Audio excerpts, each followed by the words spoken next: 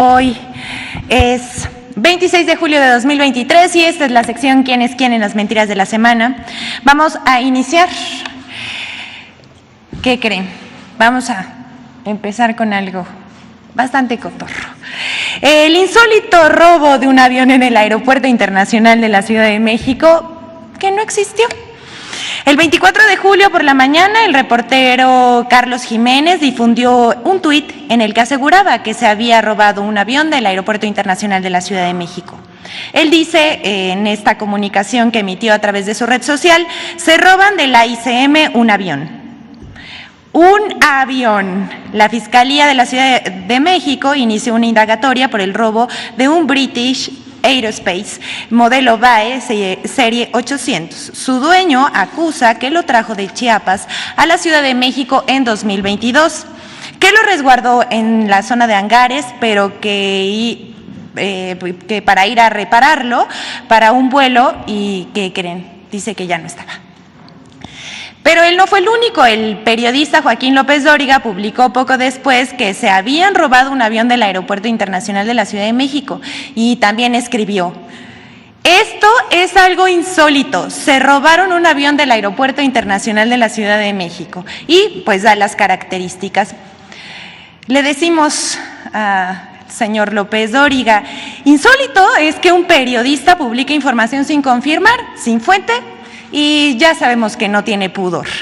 Pero la mentira fue publicada por, voy a dar una larga lista de los que siguieron el nado sincronizado: Excelsior, Infobae, Sopitas, Río 12, SDP Noticias, La Silla Rota, Forbes, La Crónica de Hoy, La Prensa, AM Noticias, Eje Central, además de Guadalupe Acosta Naranjo, Leticia Robles de la Rosa, Erika Velasco, esta última es reportera de Latinos de Loret, así como una cobertura de radio como Luis Cárdenas de NMBS y televisión, personajes como, cadenas como Imagen Televisión, Telediario, Radio Fórmula, Juliana Escobedo de Canal 6, Jaime Guerrero y Alejandro Villalbazo en Azteca Noticias, Alejandro Domínguez en Milenio TV, José Luis Arévalo en Foro TV, así como una larga conversación en redes sociales que derivó en una tendencia el 24 de julio durante varias horas.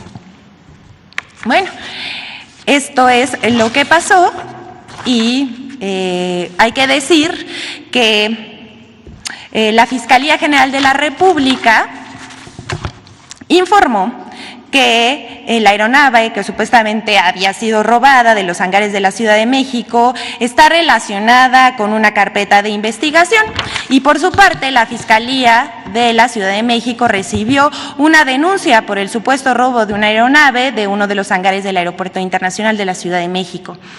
Quien la realizó se llama Enrique Roberto Espino y bueno, él presentó la denuncia por el presunto robo y declaró que en el mes de septiembre del año pasado trajeron la aeronave desde Tuxtla Gutiérrez, Chiapas, a la Ciudad de México. La dejaron estacionada en la zona de hangares y el 11 de julio de este año, hace unos días, se presentaron para preparar la nave para otro vuelo hacia Tuxtla Gutiérrez, pero les informaron que no se encontraba ahí. Por la tarde del 24 de julio, la Fiscalía General de la República informó a la Fiscalía Capitalina que ellos tenían asegurada la aeronave, pues estaba relacionada con una carpeta de investigación sin dar más detalles. La aeronave desde 2020 se encontraba asegurada en el hangar de la Fiscalía General de la República, base Tapachula. La aeronave forma parte de una carpeta de investigación radicada en la delegación de la Fiscalía General de Chiapas de diciembre de 2020, por lo que la unidad se quedó en Tapachula por una denuncia en la que se hizo de conocimiento que la nave referida era robada. Actualmente existe una carpeta de investigación por delitos que no pueden ser revelados por la secrecía de la investigación.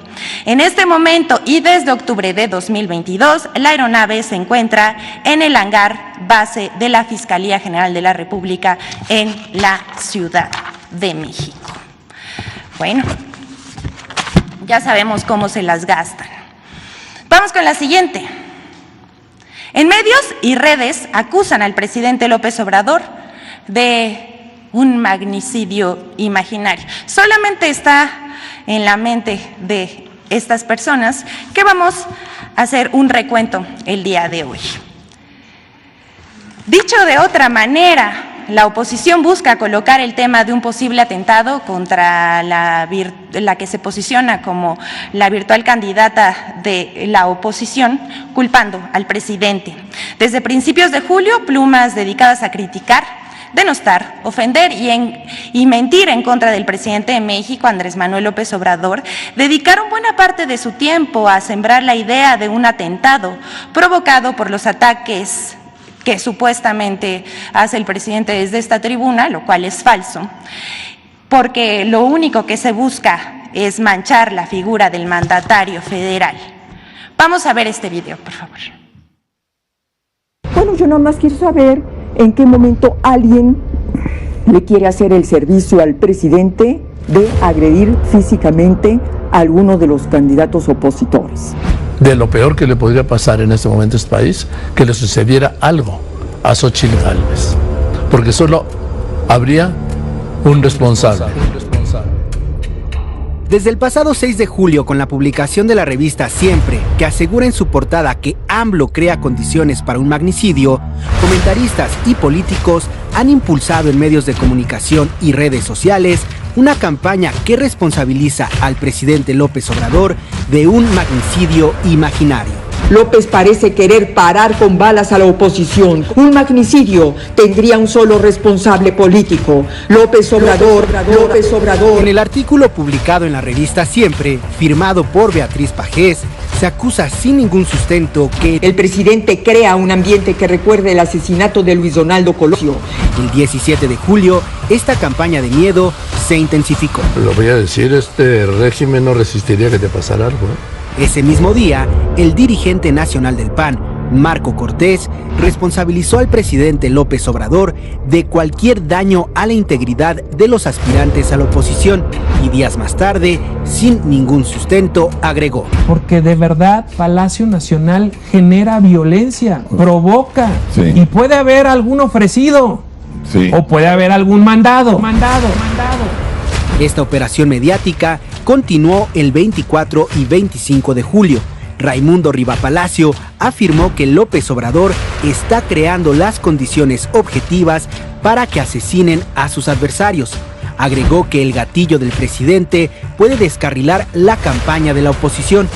Por su parte, Guadalupe Loaesa escribió que no faltará algún demente adorador de la 4T que quiera asustar o incluso, algo peor, a alguno de los aspirantes a la oposición. Infodemia. Como ven, esto es solo el inicio de lo que vamos a relatar en este momento y vamos por orden cronológico. El día 7 de julio, en la portada de la revista Siempre, como vemos aquí en la pantalla, se lee: AMLO crea condiciones para un magnicidio, al asegurar que estaríamos frente a un riesgo de que ocurra lo mismo que en 1994 con el asesinato del candidato del PRI a la presidencia de la República, Luis Donaldo Colosio. Su texto concluye con esta afirmación y me gustaría que la recuerden porque en esto se basa la construcción de su discurso. Solo habría un responsable, refiriéndose al jefe del Ejecutivo Federal. El periodista Joaquín López Dóriga hizo lo propio en su programa transmitido en Radio Fórmula. Aseguró que lo peor que le podría pasar a México es que hubiese un atentado contra la que se enfila como la candidata de la oposición, porque solo habría un responsable, el presidente, como en el caso del acaecido Colosio. Pero uno de los espacios que articulan las campañas de odio, ya sabemos por excelencia, son los de la plataforma Atypical TV de Carlos Alarraqui. Ahí el presidente nacional del PAN, Marco Cortés, sugirió que algún simpatizante del presidente podría atentar contra el aspirante, por lo que tendría que contar con protección. La misma línea, el mismo argumento. Vamos a ver qué dice el presidente nacional del PAN, Marco Cortés. Yo he hablado con ella y le he sugerido ya de plano no solo protegerla legalmente, que lo vamos a hacer y la vamos a acompañar, sino hasta físicamente.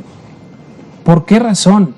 Porque de verdad Palacio Nacional genera violencia, provoca, y puede haber algún ofrecido, o puede haber algún mandado. Por supuesto. Y no puede simplemente ya, desde mi punto de vista, Xóchitl andar como le encanta andar, y en la bicicleta y para acá. Yo ya se lo he sugerido, pero Xóchitl a su estilo dice, no, es que este es mi estilo y esta es mi personalidad. Yo lo que creo es que ella debe entender que estas gentes están dispuestas a todo, y si uno que le pregunta y que puede haber personas que actúen por su propia iniciativa, por ese odio que se está generando desde Palacio Nacional. Para no dejar, vamos a ver lo que dijo Joaquín López Dóriga, por favor, también en su programa de Radio Fórmula. Israel Aldave, yo estaba hablando de la seguridad de Xóchitl Gálvez. ¿Por qué?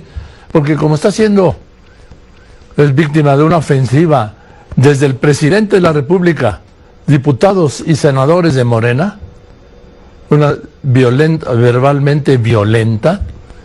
Está el caso, le reitero, de este senador Gabriel García.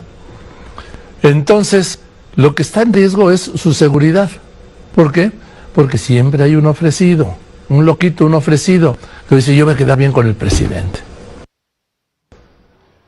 Entonces, habló de su seguridad. Yo insisto que le tienen que garantizar su seguridad y que se la tiene que garantizar el Estado mexicano.